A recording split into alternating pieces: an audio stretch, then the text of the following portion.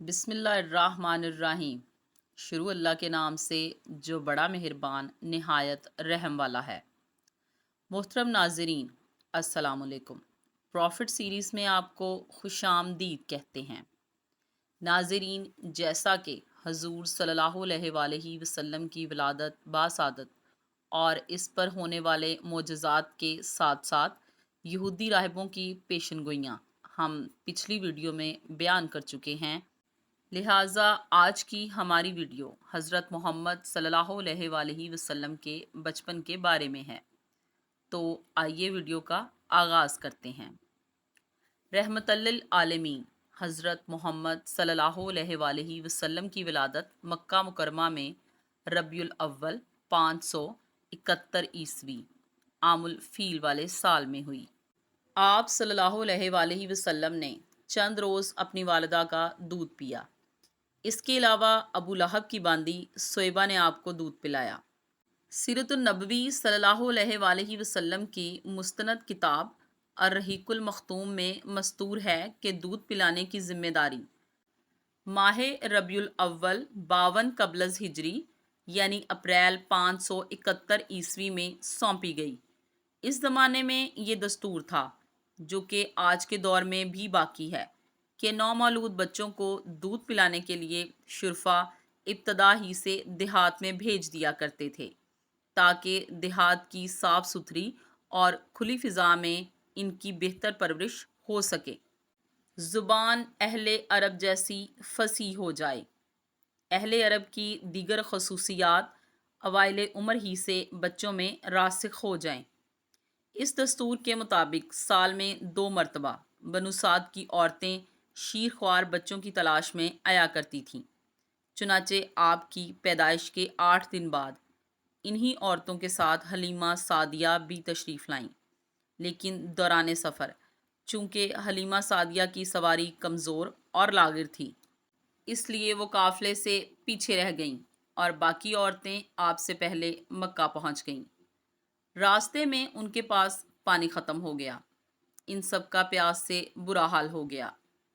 इसी दौरान वहाँ से एक यहूदी राहब का गुज़र हुआ। हलीमा सादिया के शौहर, जिनका नाम हारिस बिन अब्दुल उज़्ज़ा था, उन्होंने इस यहूदी राहब से पानी मांगा, जिस पर यहूदी ने इनसे पूछा कि तुम कौन हो और इस सहरा में अपने शीरख्वार बच्चे और बीवी के साथ क्या कर रहे हो। इस पर हारिस ने जवाब दिया कि मेरा नाम हारिस है, और मक्का जाने का अपना मकसद बयान किया। इस पर यहूदी ने उन्हें अपना मशकीज़ा दिया और बोला कि तुम लोगों ने देर कर दी, दाइयों का बाज़ार अब तक उठ चुका होगा। गर्ज हलीमा सादिया जब अपने शौहर और बच्चे के साथ मक्का मुकरमा पहुंची तो दूसरी औरतों को मक्का मुकरमा के खाते पीते घरानों के बच्चे दूध पिलाने के लिए मिल गए, लेकिन हलीमा सादिया खाली हाथ रह गईं। नबी करीम सल्लल्लाहु अलैहि वसल्लम चूँकि यतीम थे, इसलिए इनाम इकराम की उम्मीद भी कम थी, और इसी वजह से किसी औरत ने इनके घर की तरफ तवज्जो ना की। आखिर जब रवानगी का वक्त करीब आया तो हलीमा को खाली हाथ जाना नागवार गुजरा, और अल्लाह ताला की तरफ से भी उनका दिल इस यतीम बच्चे की तरफ खींचने लगा। लिहाजा वो जाकर अपने शौहर से कहने लगी, हारिस, अल्लाह की कसम, मुझे अच्छा नहीं लगता कि मेरी सब सहेलियां बच्चे लेकर जाएं और मैं खाली हाथ जाऊं। लिहाजा मैं इस यतीम बच्चे को ही ले लेती हूँ। तो उनके शौहर हारिस कहने लगे, कोई हर्ज नहीं, हो सकता है अल्लाह हमारे लिए इसी में बरकत अता कर दे। इसके बाद उन्होंने जाकर बच्चे को ले लिया। जब उन्होंने हजूर अकरम सल्लल्लाहु अलैहि वसल्लम को देखा तो मोहब्बत का ठाठे मारता समंदर उनके सीने में मुअज्जन हो गया। हलीमा सादिया रज़ी अल्लाह ताला अन्हा ने आपको गोद में लिया और अपने कबीले की तरफ चल पड़ी। चुनाचे काफिला रवाना हुआ, सब सवार होकर चल पड़े। हलीमा सादिया भी आपको लेकर चलीं। हजूर अकरम सल्लल्लाहु अलैहि वसल्लम के गोद में आते ही बरकतों का ज़हूर शुरू हो गया। हलीमा सादिया की ऊँटनी दुबली पतली اور بہت لاغر تھی، لیکن جو ہی حلیمہ سعدیہ آپ کو لے کر اس پر سوار ہوئیں وہ یکایک برق رفتار ہو گئی۔ باقی عورتوں نے اس منظر کو حیرت سے دیکھا کہ حلیمہ سعدیہ کی مریل اونٹنی ان کی طاقتور تیز رفتار اونٹنیوں کو پیچھے چھوڑے جا رہی تھی۔ یہ تبدیلی دوسری عورتوں کے لیے معجزے سے کم نہیں تھی۔ جب تک حضور صلی اللہ علیہ وآلہ وسلم حلیمہ سعدیہ کے گھر رہے، ان کے گھر پر برکتوں اور رحمتوں کا نزول ہوتا رہا۔ حلیمہ بیان کرتی ہیں کہ جب وہ آئی تھیں تو قحط سالی کا دور تھا۔ حلیمہ کہتی ہیں کہ ان کے پاس ایک گدی تھی جو کہ اس قدر دبلی پتلی اور مریل تھی کہ اس پر سفر تو دور کی بات، سواری بھی کرنا ناممکن تھا۔ اس کے علاوہ ان کے پاس ایک اونٹنی بھی تھی جو کہ قطرہ دودھ کا نہ دیتی تھی، کیونکہ وہ بہت لاغر اور کمزور تھی اور دبلی پتلی تھی۔ حلیمہ کا اپنا بچہ بھوک سے بے قرار ہو کر بلکتا رہتا، نہ خود سوتا نہ ماں باپ کو سونے دیتا، مگر جب وہ آپ کو لے کر گھر آئیں اور آپ کو گود میں لیا تو سینہ دودھ سے بھر گیا، یہاں تک کہ آپ نے پیٹ بھر کر دودھ پیا، اور آپ صلی اللہ علیہ وآلہ وسلم کے ساتھ ساتھ حلیمہ کے بیٹے نے بھی خوب دودھ پیا، پھر دونوں آرام کی نیند سو گئے۔ اس رات حلیمہ کا بچہ بالکل نہ رویا، اور جب شوہر اونٹنی کے پاس گیا تو کیا دیکھتا ہے کہ تھن دودھ سے ابلا چاہتا ہے، چنانچہ وہ دودھ دھونے لگا۔ اس نے اس قدر دودھ دھویا کہ گھر کے سب برتن بھر گئے۔ حلیمہ سعدیہ کا گھرانہ سب سے زیادہ قحط زدہ تھا، لیکن مکہ سے واپسی پر ان کی یہ حالت ہوئی کہ جب بکریاں چر کر واپس آئیں، ان کی کوکھیں نکلی ہوئی تھیں اور تھن دودھ سے لبریز تھے۔ یہ سب حضور اکرم صلی اللہ علیہ وآلہ وسلم کی ذات مقدس کی برکات تھیں۔ جب سے آپ صلی اللہ علیہ وآلہ وسلم حلیمہ سعدیہ کے گھر تشریف لائے تھے، آپ صلی اللہ علیہ وآلہ وسلم کے وجود کے نور سے حلیمہ کا گھر ہر وقت منور رہتا تھا۔ ایک دفعہ محلے کی سب عورتیں اکٹھی ہو کر حلیمہ کے گھر گئیں اور ان سے سوال کیا، حلیمہ کیا بات ہے، تم اتنی امیر ہو گئی ہو کہ رات کو بھی چراغ جلا کر سوتی ہو؟ تم تو بہت مفلس تھیں، پھر یہ کیا معاملہ ہے؟ اس پر حلیمہ نے جواب دیا، آؤ میں تمہیں بتاتی ہوں کہ میرے گھر چراغ کون سا جلتا ہے۔ حضور صلی اللہ علیہ وآلہ وسلم اس وقت پالنے میں پڑے تھے۔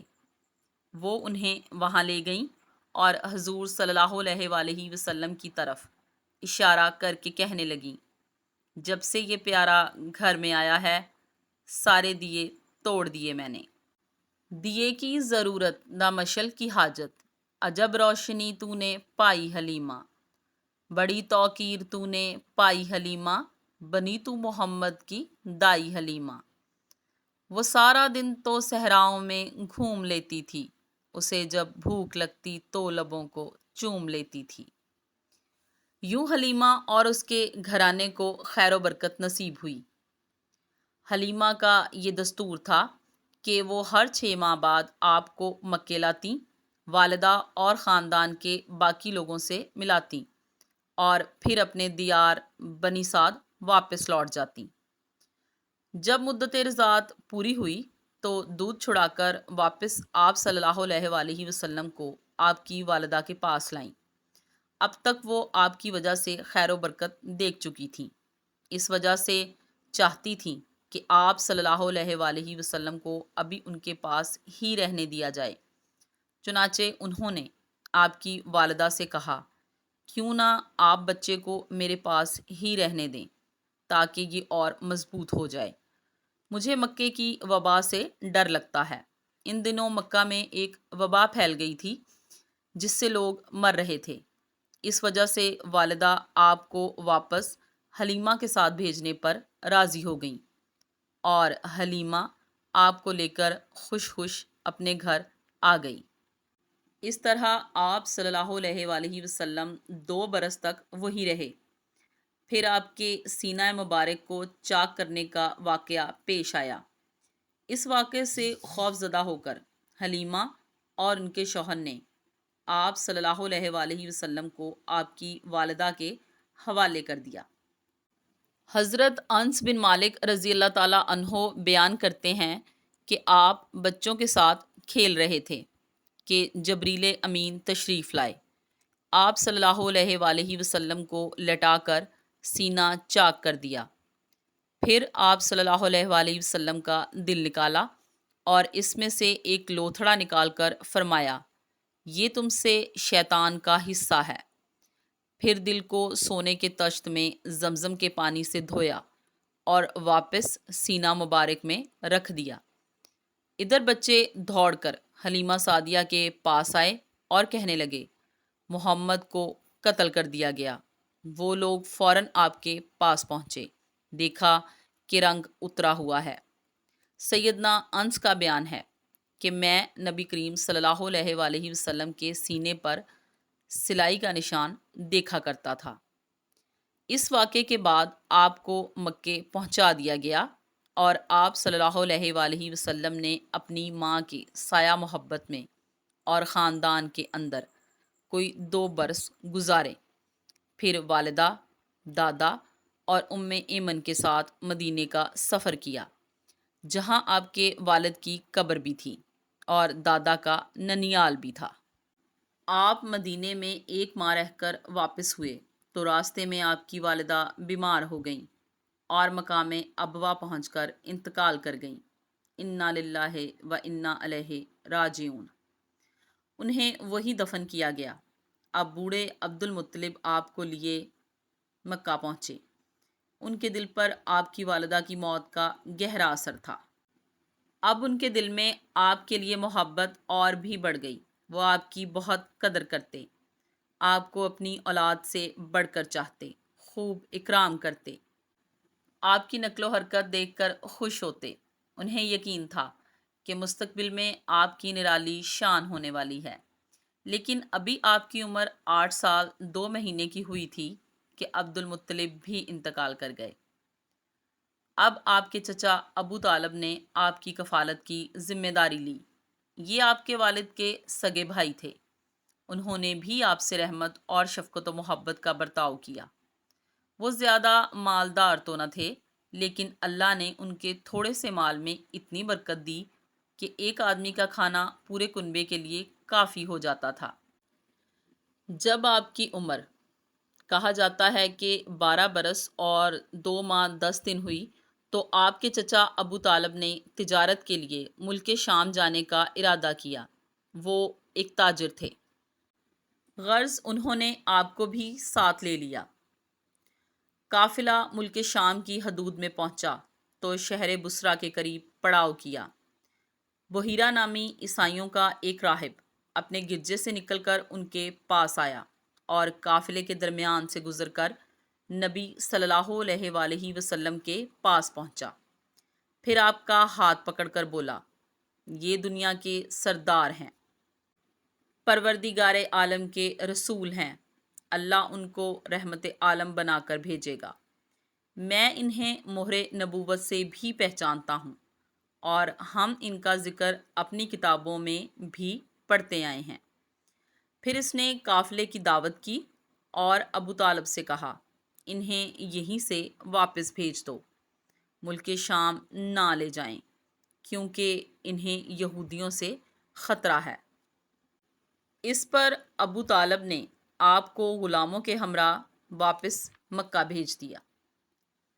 جناب ابو طالب کا بیان ہے کہ میں نے کبھی نہیں دیکھا کہ محمد صلی اللہ علیہ وآلہ وسلم نے کبھی کسی سے جھوٹ بولا ہو یا کبھی کسی کو دھوکہ دیا ہو یا کبھی کسی کو کوئی تکلیف دی ہو۔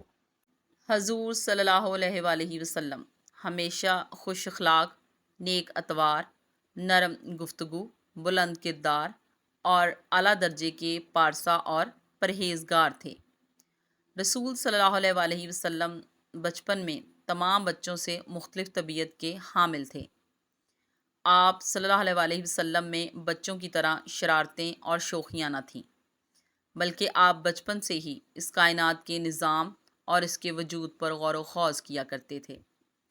حضور اکرم صلی اللہ علیہ وسلم نے جس معاشرے اور سماج میں پرورش پائی اور جہاں آپ صلی اللہ علیہ وسلم نے اپنے بچپن اور جوانی کا وقت گزارا، اس میں زناکاری، فحاشی، شراب نوشی، سود، ناچ گانا اور ہر قسم کی برائیاں زوروں پر تھیں۔ ایسے معاشرے میں تمام تر برائیوں سے محفوظ رہنا اور کسی معمولی سے معمولی برے عمل سے بھی اپنی ذات اور سیرت کو داغدار نہ ہونے دینا، یہ ایک غیر معمولی بات ہے۔ ناظرین، اس امید کے ساتھ اجازت دیجیے کہ آپ کو ہماری یہ ویڈیو پسند آئی ہوگی۔ ملتے ہیں بہت جلد ایک نئی تحقیقی اور معلوماتی ویڈیو کے ساتھ۔ دیکھنے کے لیے میرے چینل @پروفٹ قصہ کو سبسکرائب کریں اور لائک کریں۔ خوش رہیے، آباد رہیے۔ اللہ حافظ۔